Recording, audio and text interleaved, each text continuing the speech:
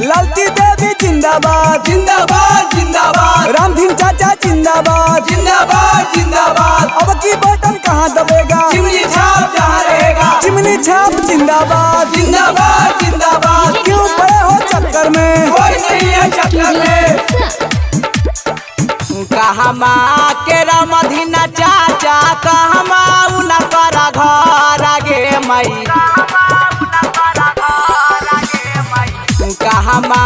के लालतिया देवी कहमा उन कर घर गे मई, कहमा के जनता सबजी तबेला तैयार गे मई, कहमा के जनता सबजी तबेला तैयार गे मई, कहमा के जनता सब आ 14 बीघा के रामधीन चाचा हमें उन कर घर गे मई, आ 14 बीघा के लालतिया देवी हमें उन कर घर गे मई, गोंदू बीघा पना चैता के जनता जी तबेला तैयार गे मई, गोंदू बीघा पना चैता के जनता जी तबेला तैयार गे मई, गोंदू बीघा पंचायत के जनता जीवनिया छाप गई ना करनी साना भाषा बाती जी चाची देवी हमारा बड़ी ना मामा सुन ले ही हथिन चाचाई न सनवा गे मई, बड़ी न मामा सुन ले ही हथिन चाची न सनमा गे मई,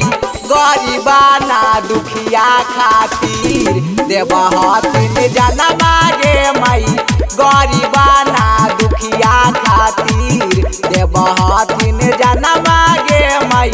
गरीबा ना दुखिया खातिर बनिए के मुखिया चाचा करथिन सगरो विकासवा गे मई,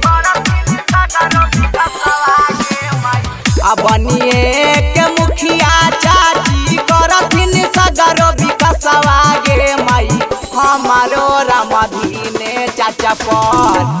कोई विश्वासवा गे मई, हमारो लालती चाची पर कोई विश्वासवा गे मई, हमारो लालती रे चाची पर अब की के रोझा में नहीं चाची सुनाई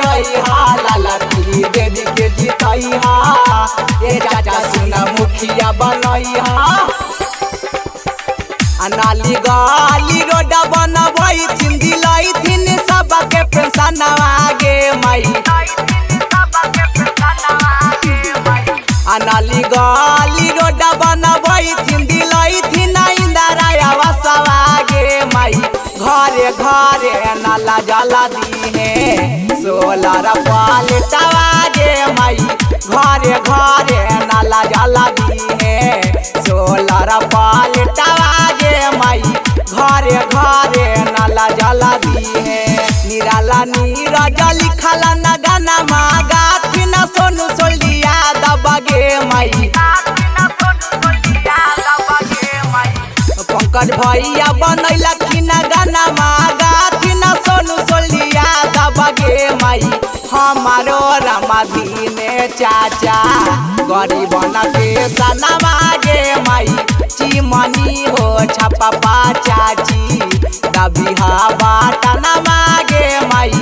EVM पर 8 नंबर बटन। गोंदू बीघा पंचायत के जनता जिंदाबाद जिंदाबाद जिंदाबाद। झांसा में न आना है, इन्हें को जिताना है, लालती देवी मत घबराना, जनता तेरे साथ है। चिमनी छाप जिंदाबाद जिंदाबाद जिंदाबाद। हमारा मुखिया कैसा हो, लालती देवी जैसा हो।